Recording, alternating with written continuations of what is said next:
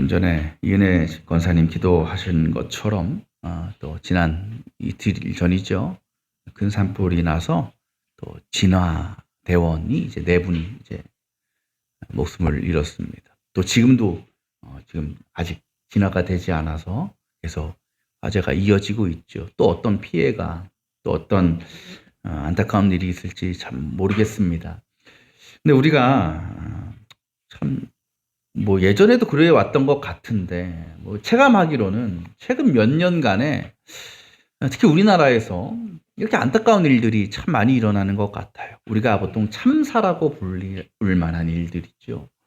대표적으로 이제 2002년에 이태원에서 이제 참사가 있었죠.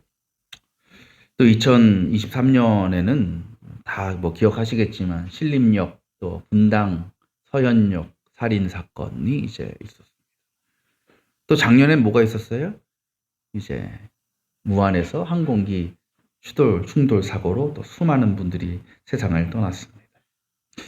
또 올해는 조용히 넘어가나 싶었는데 또 얼마 전에는 저 포천에서 폭탄이 떨어져가지고, 그죠?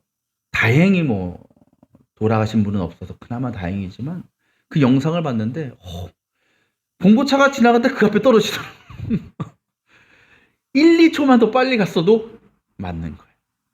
그러고 오면서 정말 하루하루가 옛날 말처럼 바람 잘 날이 없구나. 그리고 그런 거 보면서 이런 생각 들어요.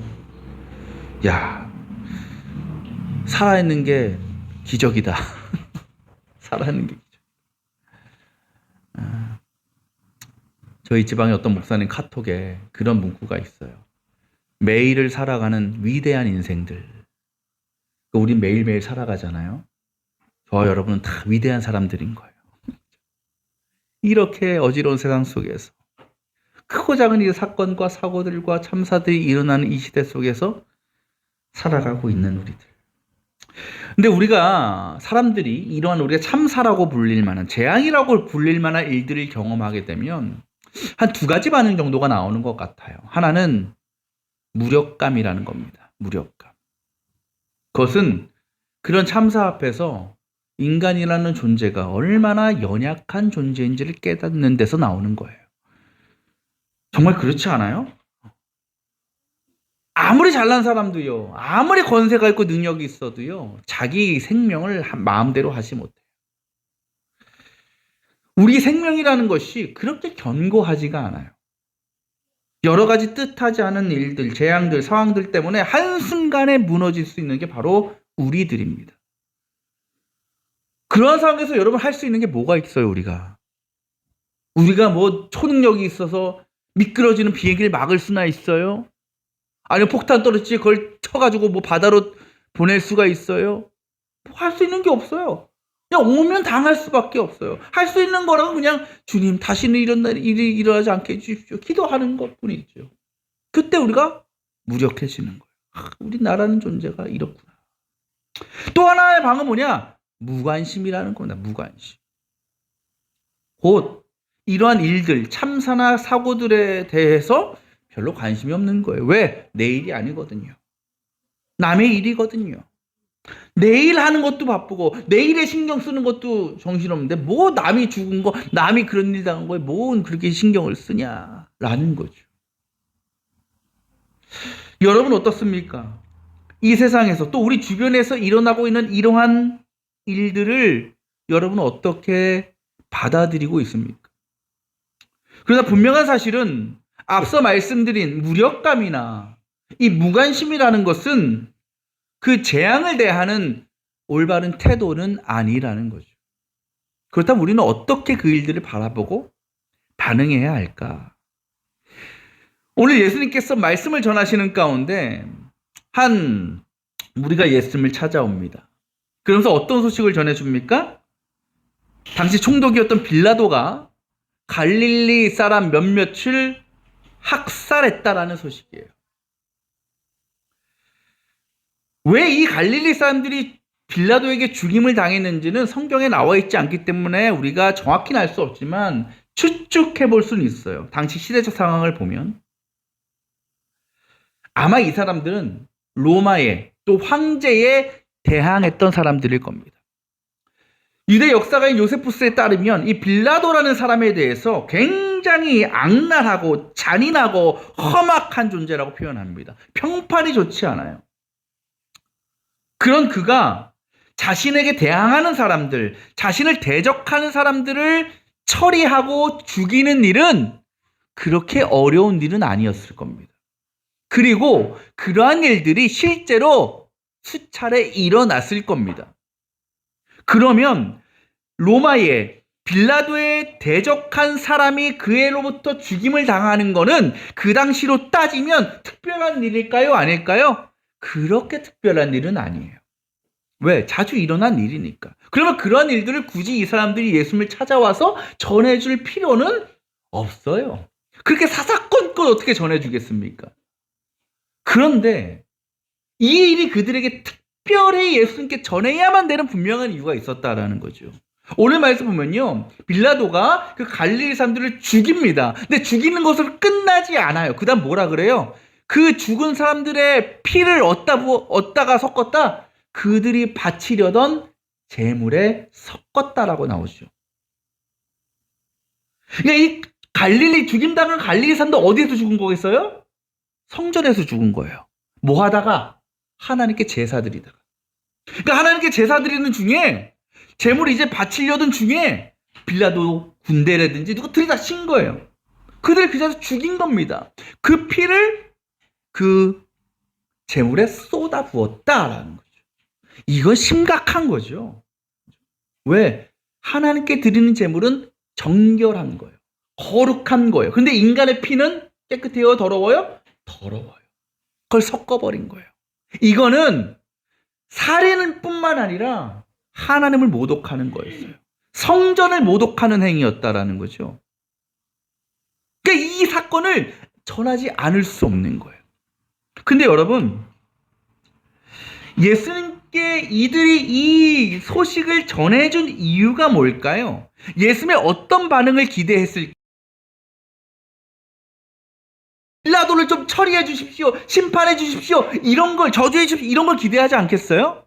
그런데 이 예수님께 그 소식을 전해준 사람들이 기대한 것은 무엇이었냐? 정반대입니다. 빌라도가 아니라 그 죽임당한 갈릴리 사람들을 예수님이 비판해 주시기를 원했다라는 거죠. 이해가 되세요? 동족이잖아요. 동족이 그렇게 잔인하게 죽임을 당하고 성전이 모독을 당했는데 오히려 그들을 비판해달라? 물론 성경 안에는 그런 내용이 없지만 뭐라 그러십니까? 그들에게. 2절에 뭐라 그래요? 갈릴리 사람들이 이런 변을 당했다고 해서 다른 모든 갈릴리 사람들, 여기서 모든 갈릴리 사람들 그 소식을 전해준 너희들도 포함되는 겁니다. 너희들보다 더 죄를 지은 사람이라고 생각하느냐? 그 다음 뭐라 그러죠? 그렇지 않다. 여러분, 유대인들에게, 그 당시 유대인들에게요, 세상에서 일어나는 재앙들, 참사들, 또 그로 인해서 죽임을 당한 사람들에 대해서 갖고 있던 생각이 무엇인지 아십니까? 그것은 저 사람이 죄인이라서 심판받은 거야 라는 거였어요. 그러니까 그 당시에 만나는 모든 재앙과 죽음은 그 사람의 죄에 대한 결과였다는 거예요. 특별히 죽는 것도 여러 가지잖아요. 그냥 길 가다 죽을 수도 있고, 그죠? 뭐 살인을 당할 수도 있고 여러 가지. 근데 우리가 생각할 때 끔찍한 죽음, 비참한 죽음이면 비참한 죽음일수록 그 사람의 죄는 더 컸던 거예요. 더 심한 죄를 졌기 때문에 저렇게 잔인하게 죽임을 당했다라는 것이 유대인들의 죄에 대한 생각이었다는 거죠. 그렇다면 여러분, 오늘 예수님께 그 말씀을 전하러 찾아온 유대인들에게 그들은 그 죽음을 바라보면서 어떠한 생각을 했을까요? 그 죽음 당한 사람들에 대한 치근한 마음, 안타까운 마음이 있었을까요? 아니에요. 그들은 어떤 마음이에요? 저 성전에서 죽은 저 사람들 분명히 뭔가 큰 죄를 저질렀어. 뭔가 하나 앞에 엄청난 죄를 저질렀기 때문에 그냥 죽은 것도 아니고 저렇게 죽은 거야.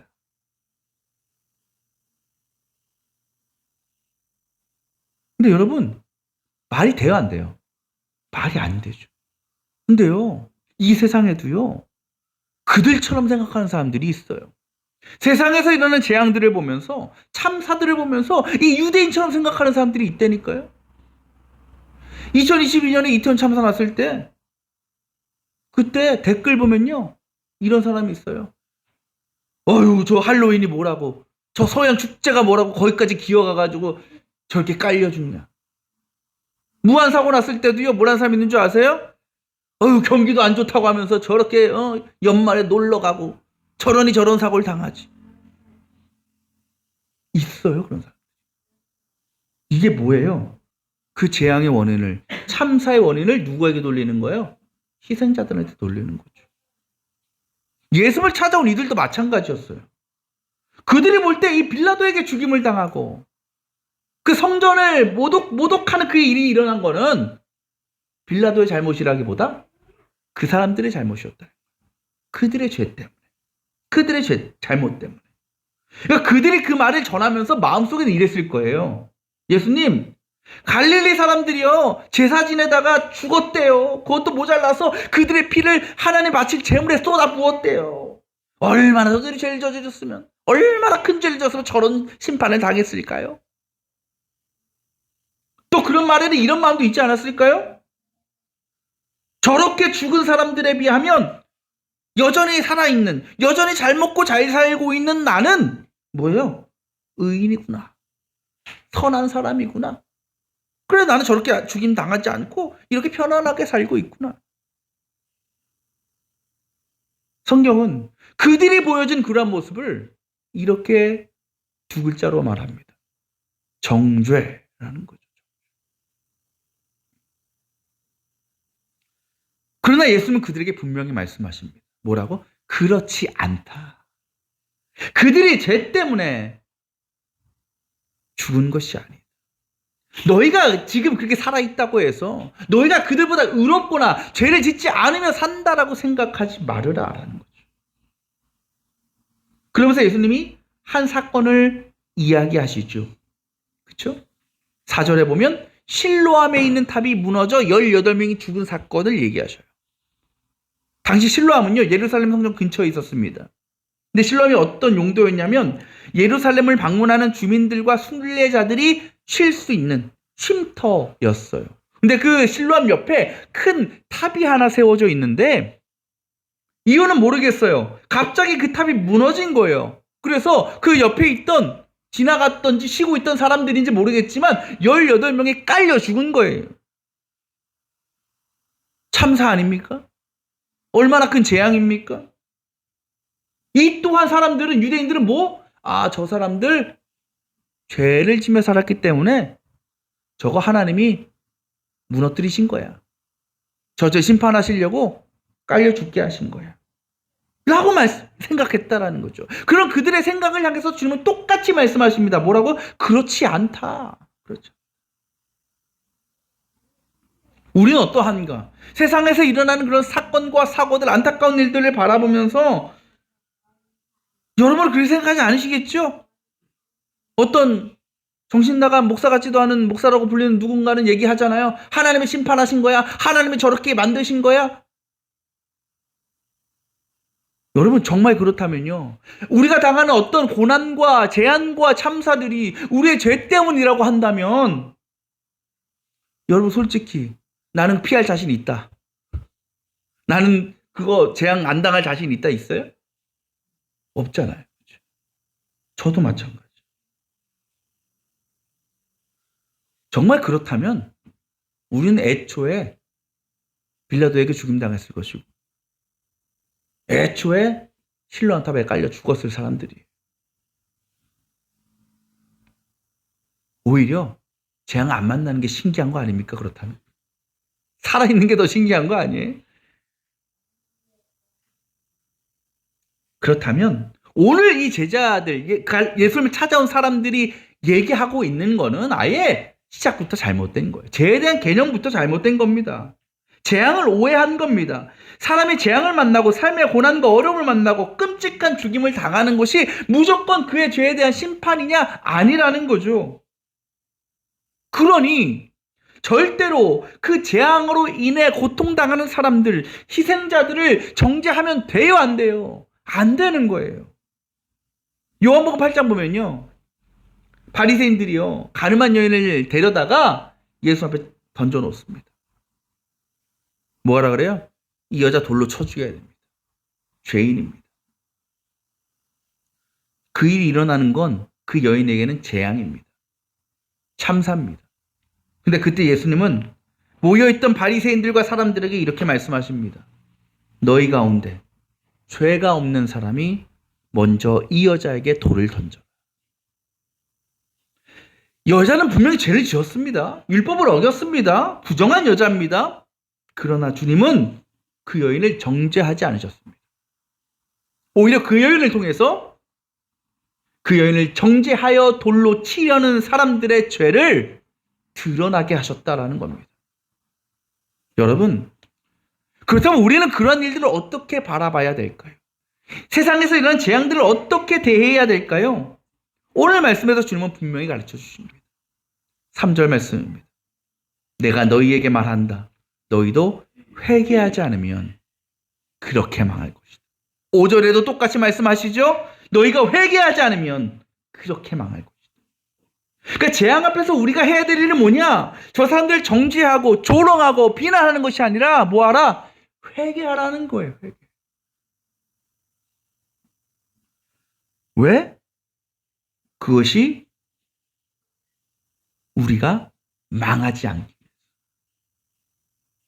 회개하지 않으면 망하니까. 여러분, 우리에게 주어진 이 세상에서의 시간은 다 다르죠. 얼마나 우리가 이 세상에 머물고 살아갈지는 아무도 모릅니다. 근데 사람들은 다 원하죠. 뭘? 이 세상에서의 시간이 길기를 원해요. 오래 살기를 원해요. 그런 세상 사람들에게 가장 큰 재앙은 무엇이냐? 이 세상에서의 시간이 끝나는 거죠. 그것을 빼앗기는 거겠죠. 곧 우리에게 가장 크고 무서운 재앙은 죽음입니다. 우리가 이태원 참사나 항공기 사고를 보면서 큰 두려움과 공포와 절망을 경험하는 것이 그것이 죽음과 연결되어 있기 때문이죠. 그 죽음으로 인해서 이 땅에서의 시간이 사라져버리고 우리의 삶이 사라지는 것 때문에. 그래서 많은 사람들이 이 세상에서 살아가는 그 시간을 되게 중요하게 생각해요. 얼마나 더 살 수 있을까? 어떻게 해야 그런 일들을 피할 수 있을까? 어떻게 내가 질병으로 벗어날 수 있을까? 늘 고민하고 걱정합니다. 물론 중요하죠. 그러나 우리에게 시간보다 더 중요한 게 있어요. 그것이 뭐냐? 장소라는 거예요. 장소. 근데 그 장소는 똑같아요. 이 세상에서의 각 사람마다 주어진 시간은 다를지라도 모든 사람들이 마지막 때 도착하는 장소는 다 똑같다고요. 그곳에 뭐가 기다리고 있느냐? 영원한 죽음, 영원한 형벌이 기다리고 있어요. 그건 예수 말씀처럼 망하는 거예요. 시간의 차이가 있지 가는 곳은 똑같다고요. 그럼 여러분 무섭지 않아요? 두렵지 않아요? 우리가 마지막 도착할 그 장소가 영원한 죽음이요, 영원한 멸망이요, 영원한 심판이라고 하면 얼마나 무섭습니까? 근데 놀라운 사실은 뭔지 아십니까? 우리에게는 그 마지막에 도착할 그 장소를 바꿀 수 있는 기회가 주어져 있다는 거죠. 그래서 그 시간의 끝에 있는 장소가 영원한 심판, 형벌이 아니라 영원한 생명으로, 영원한 영광으로 체인지 될 수 있다는 거죠. 무엇을 통해서? 회개를 통해서. 어떤 분들이 이렇게 얘기해요. 믿음으로 바뀌죠. 믿음으로 구원받죠. 맞죠? 근데 여러분, 믿음이라는 게 뭐예요? 믿음의 조건이 있어요. 우리가 어떻게 믿음을 가질 수 있느냐? 거듭나야 돼요. 거듭나려면 뭐 해야 돼요? 회개해야 된다라는 거예요. 그래서 세례 요한이 메시아 오심을 준비하면서 세상에 가장 먼저 선포한 게 뭐예요? 회개하여라. 하나님 나라 가까이 왔다. 곧 회개하지 않는 사람은 거듭날 수 없고, 거듭나지 않는 사람은 에게는 믿음이 생길 수 없는 거예요. 그래요. 우리가 내 자신이 죄인임을 인정하지 못하고, 그래서 죄를 고백하지 못하고, 그래서 속죄의 은혜를 구하지 못하는 사람은 절대로 예수님을 구주로 받아들일 수도 없고 구원의 은혜를 경험할 수 없습니다.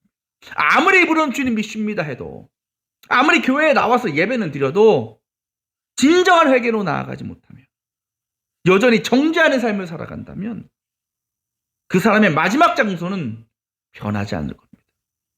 영원한 심판, 영원한 형벌이라는 그 장소로부터 벗어날 수 없을지도 모릅니다. 그래요. 우리가 세상에서 만나는 크고 작은 사고들, 재앙들을 통해서 우리는 누군가의 죄를 찾고 잘못을 찾아서 정죄하려 할 때가 있습니다. 왜 그래요? 그래야 내가 드러나거든요. 내가 더 낫다라고 내 사람들이 인정할 것 같거든요. 그죠? 왜 욕해요? 왜 손가락질해요? 나는 아니다라는 거잖아요. 나는 저들보다 낫다라는 건 아닙니까? 근데 정말 그래요? 아니에요. 우리는 남들을 정죄하고 비난하기 전에 나를 먼저 돌아봐야 돼요. 사람의 시간을 빼앗는 재앙들, 또 다양한 참사들을 보면서 나는 어떨 것인가? 나는 저 순간에 어떠한 길로 나아갈 것인가? 나의 죽음에 대해서도 우리는 고민해 봐야 되는 거라는 거죠. 지금 당장 내가 세상을 떠나도 내가 영원한 하나님 나라에 들어가서 영생을 누리며 살아갈 수 있을지를 늘 살피고 돌아봐야 된다는 겁니다. 무엇을 통해서? 오직 회개를 통해서 그때를 준비하게 되는 거죠. 그렇게 죄를 깨닫고 회개하는 사람은 하나님을 의지할 수밖에 없어요. 왜? 오직 구원은 하나님으로부터 오는 것이기 때문에. 그 하나님을 붙들고 그 은혜로 나아가는 자들은요, 어떠한 상황과 환경 속에서도 두려움이 없습니다. 절망이 없습니다. 왜? 내가 당장 죽어도, 당장 재앙을 만나도 내가 갈 곳은 지옥이 아니고 영원한 심판이 아니고 하나님 나라이기 때문에, 하나님의 영광의 나라이기 때문에. 여러분, 우리가 언제 인생의 마지막을 맞이할지 아무도 모릅니다. 감사하게도 그래도 하나님은 우리에게 시간을 허락해 주셨습니다. 우리에게 주어진 시간이 있다라는 거죠. 우리에게 남은 이 세상에서의 이 귀한 시간들을 남을 정죄하고 비난하는 일에 허비하지 말아야 됩니다. 날마다 내 자신을 살피고 돌아보며 또 회개하며 주님 앞에 언제나 거룩한 성도로 설 수 있도록 하나님 나라의 백성으로서의 자격과 정체성을 지켜나갈 수 있도록 그렇게 우리가 살아가야 됩니다. 그 회개는 끝이 없습니다. 한번 구원 받았으면 끝 아니에요? 아니라는 거죠. 왜? 우리는 이 땅을 사는 동안 늘 회개할 일이 있거든요. 늘 죄를 짓거든요. 우리는 말 그대로 연약해서 늘 넘어지고 무너지거든요. 그래서 우리는 계속해서 나를 살펴야 되고 계속해서 나를 돌아보는 일을 해야 되는 거예요. 겸손하고 정직하게 늘 겸비한 마음으로 하나님 앞에 내 자신을 돌아보고 회개해야 됩니다. 바로 그것이 고난을 대하는, 세상의 큰 사고와 재앙들을 대하는 우리 그리스도인의 올바른 모습이라는 겁니다. 세상 사람들은요, 다 이 세상의 삶에 관심이 있어요. 내가 어떻게 하면 이 세상에서 많은 것을 누릴까? 어떻게 하면 오래 살까? 어떻게 하면 사고를 당하지 않을까? 그 일을 대비하고 준비합니다. 그러다 보니 그 세상 이후의 삶은 전혀 준비하지 못하고 살아갑니다. 죽음과 심판? 내 얘기 아니야. 다른 사람 이야기야 라고 생각하면서 나에게는 그러한 때가 오지 않을 것이라고 자신합니다. 그러나 그 누구도 영원히 살 수 없습니다. 결국 그 시간의 끝은 우리를 찾아옵니다. 만약 우리가 그저 이 세상에서의 삶, 세상에서의 시간만에 집중하고 관심을 쏟는다면 머지않아 우리는 영원한 형벌이라는 가장 끔찍하고 비참한 최후를 맞이할 수도 있습니다. 그렇다면 지금 우리가 해야 될 일이 무엇일까요? 여전히 세상의 안정과 유익만을 구하며 그 일에만 우리의 모든 관심과 정성을 쏟는 일에 우리가 다 쏟아부을 수 있겠습니까? 사랑하는 여러분, 혹시 여러분 가운데 아직 회개하지 못한 죄와 허물들이 있습니까? 여전히 다른 이들을 정죄하면서 나를 드러내려고 했던 교만과 욕심과 이기심이 남아 있습니까? 그런 저와 여러분들을 주님 이 시간 우리를 회개의 자리로 불러주셨습니다. 주님의 십자가 앞에 그 모든 죄와 허물들을 다 내어놓고 회개하며 진실한 참회함으로 나아갈 수 있기를 원합니다. 이 세상에서의 만나는 사건이나 사고들이 아니라 세상의 끝에서 우리를 기다리고 있는 그 영원한 심판이 우리에게 가장 큰 재앙인 것을 우리가 잊지 않고 날마다 믿음으로 또 회개함으로 그 마지막 때를 준비할 수 있는 저와 여러분 되시길 원합니다. 그게 날마다 새로워진 더 거룩해져가는 저와 여러분들을 통해서 이 세상 가운데에도 새로운 회개의 역사, 회복의 은혜, 구원의 은혜가 나타나게 될 줄 믿습니다.